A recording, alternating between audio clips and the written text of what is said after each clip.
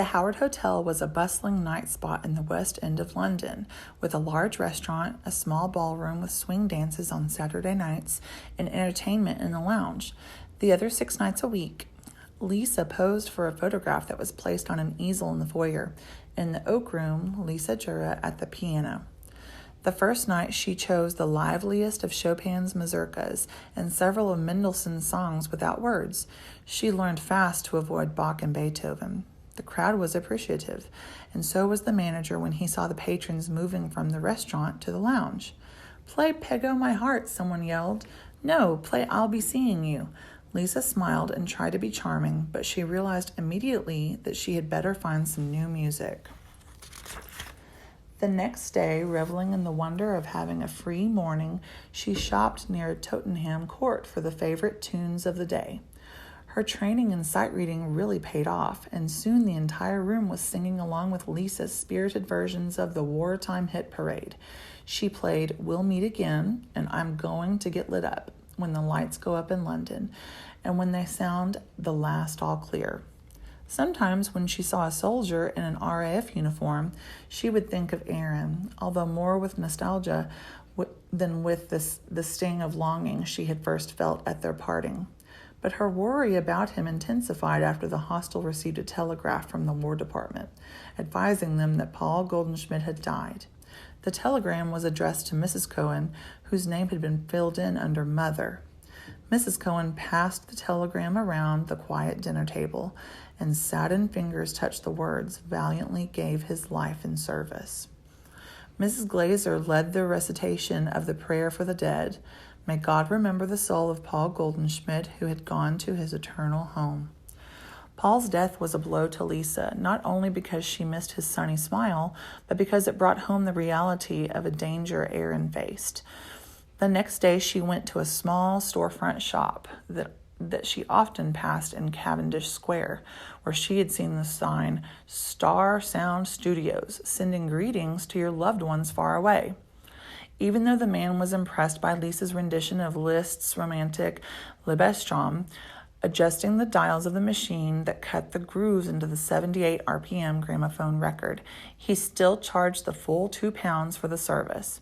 She left him the address of the Paratroops Division headquarters and inscribed the gold and white center, "Dear Aaron, with all my love, Lisa." One night, Lisa glanced out at the faces of the soldiers in the room and did a double take. For there was Aaron, completely unexpected, but, judging from the quickening of her pulse, more welcome than she had realized. She immediately stopped the piece she was playing, jumped up, threw her arms around him, and gave him a kiss. "Sit right there. I'll join you at the break." When her work was done, she hurried to his table where he sat alone in front of several emptied glasses. "How about this place? Pretty fancy, don't you think?" she said. "You played even more beautifully than your recording." "Oh, you got it," Lisa cried out happily. "Yes, thank you. So tell me everything," she begged. "You first." Lisa chattered about the hostel and the Howard Hotel, but the more she went on, the more she realized she was looking at a changed Aaron. He seemed so remote. "Come on, let's go for a walk," she said, grabbing his hand. They walked slowly up the dark and deserted avenues, heading for Hyde Park. The gates to the park were locked. Anti-aircraft guns stood as silent sentries behind the iron fence. "Tell me about it, Aaron. What is it like?" Lisa asked gently, putting her arm on his shoulder. In a monotone, he spoke out about his regiment and his training. He had joined a parachute company and had trained in a secret location. When he described the sensations of jumping out of a plane, he became briefly animated, like the Aaron she remembered. Then he felt silent again. Lisa took his hand but didn't feel any warmth from it. His coldness frightened her. The closer she clung to him, the more distance she felt. She wondered many things that she was afraid to ask. Were all soldiers like this? Was this what war did? Did it ruin everything? Where was the charming boy who had whistled the Grige in her ear? "What was it like when you landed someplace?" she asked. "You don't want to know," he answered. "Were you scared?" "Of course. What do you think?" "I don't know. That's why I'm asking. I want you to talk to me," she begged. Aaron stayed stubbornly silent, and finally Lisa stopped asking questions. After a while, he stopped abruptly, cocking his head toward the sky. "What is it?" Lisa asked, alarmed. "Shh," he answered, standing perfectly still. Suddenly, before she could hear the sound that Aaron heard, the night was broken with the wail of air raid sirens. "It's a V2! Hurry!" He took her hand, and they ran together toward the underground station at Maple Arch. A wave of people rushed frantically from their blacked-out apartments and onto the sidewalks, carrying books, blankets, and hastily grabbed snacks. Aaron and Lisa ran after them, joining the hurried stream of Londoners running toward the stairs into the safety of the tubes. Down and down they went. Lisa stopped counting how many flights, grateful to be so deeply hidden from the approach of the German buzz bombs. When they arrived at the lowest floor, the cold-tiled platforms were already covered by rows of sleeping bodies. These were the early birds, who had taken the spending every night in tubes, not waiting for the sirens. People were everywhere, on the escalators, on the stairs, draped over benches and chairs. The more organized families had brought cots and blankets. The others lay huddled next to strangers for warmth. Lisa's mouth dropped at the sight of all the people. She had heard about these places, but had never been caught out at night in an air raid before. With sleepy eyes, she tightly packed masses, readjusted themselves to make room for the latecomers.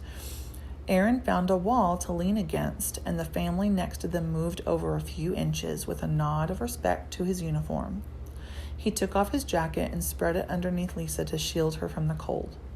They were too far underground to hear the whine of the bombers, but every few minutes the ceiling gave off a layer of dirt and dust, shaken loose by the explosions above. Aaron leaned his head against the dirty concrete wall and stared at the sooty Londoners around him. "People are a sorry lot, aren't they? We're nothing but cannon fodder." His voice drifted off again into silence. Lisa leaned her head on his shoulder and stared at the sleeping children next to them. An angelic 2-year-old slept next to her leg, and as he tossed and turned, he yanked his blanket off, exposing his little pink legs. She pulled it back over him and realized as she did that tears were streaming from her eyes. She closed them and buried her face deeply into Aaron's shoulder. The all-clear siren sounded several hours later, and they dusted themselves off, making their way towards Willesden Lane. Overcome with exhaustion, Aaron and Lisa stood silently for a long moment in front of the hostel, watching the first light of dawn glowing in the eastern sky. When they kissed goodbye, Lisa held him tightly, transported for a moment to the feelings she had the night when he first kissed her outside Mrs. Canfield's house. The tighter she clung, the more she felt confused. Were these feelings merely the ghosts of her feelings from the past, or did she truly care more for him? When she finally let go, Aaron smiled mysteriously and picked up his satchel. "I'll write you when I arrive," he said, and walked slowly down the road. She watched until he turned the corner and was sure she heard him whistling the first few bars of the Greek. "Lisa, thank God," Gina shouted when she saw Lisa tiptoe into the bedroom for a few minutes later. "We were worried sick. Where were you?" "I was caught in an air raid," Lisa answered, in no mood to share confidences. "I had to spend the night in the underground. We were totally worried." "We were really worried," they said. A rocket fell near the hostel. Lisa said nothing as she put on her warm flannel nightgown and climbed into bed. "Can I tell you something?" Gina asked, her voice filled with excitement. Lisa waited silently, still lost in her upsetting thoughts. "Gunther and I are engaged. Look!" Gina exclaimed, holding out her left hand. There was a simple gold ring on her finger. "This is just temporary," she said, "until he can afford the real one. He promised someday he'll buy me a diamond. You have to promise you'll play at our wedding." "Promise?" "Of course," Lisa answered, smiling, disguising her sadness. "Oh, thank you. I can't believe to tell you how excited I am." Gina went on detailing the plans from the beginning to end. Lisa listened, but her mind kept wandering to Aaron, trying to picture the images of happier times. Maybe when the war is over, he'll change back into the Aaron I love, she told herself. The next day, she felt grateful to escape her dark thoughts and return to her work, entertaining the cheerful, raucous soldiers at the Howard Hotel.